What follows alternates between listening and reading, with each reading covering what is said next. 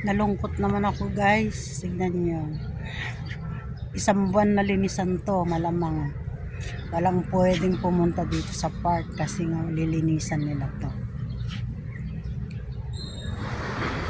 Lahat nasira ng puno. Lahat nawasak.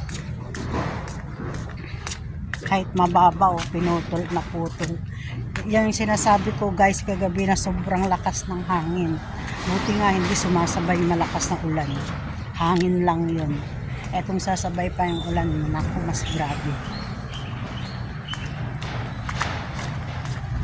As usual, diretso pa rin naman ang buhay dito kahit ganito kakatapos ng bagyo. Tuloy pa rin ang pagtitinda dito sa palengke. Tuloy ang buhay, kagaya niyan. Sinista.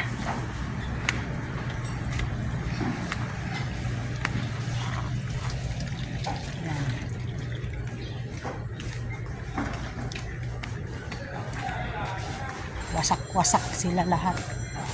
Yan. Yan si Kuya naglilinis. Ni hao, tite.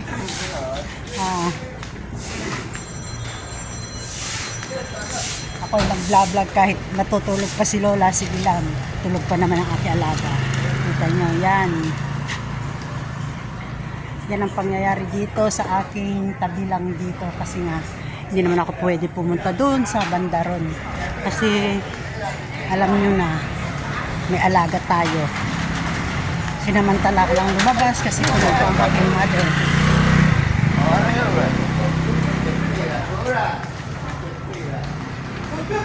Tuloy ang buhay dito, may mga nagtitinda pa rin. Kaya ni mother, ni hao, si mother nagtitinda pa rin, oh. Hi! Yan ang paninda ni mother. Sheshe!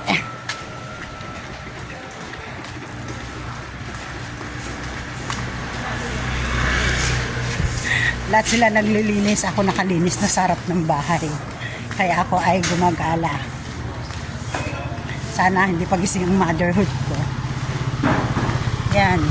Titinda pa rin, kaya lang lahat karamihan dito sarado. Walang masyadong magtitinda.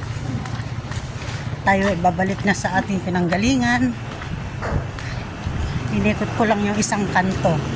Isang kanto lang to guys kasi pag banda pa ako doon baka magising na si mother.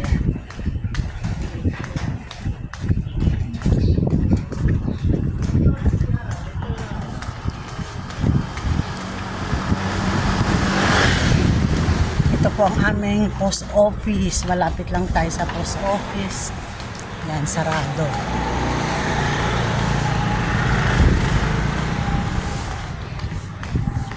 Yan si mother naglilinis. Yung ating cheche. Ay se. Yung ating bossing na henhaw. Ni hao. Ni hao. Hao lai saya la. Say hola.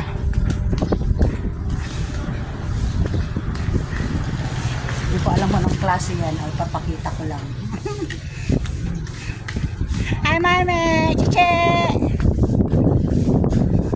Diba? Yan ang kapitbahay namin. Awad. Hi! Oh, may drum ako, collection.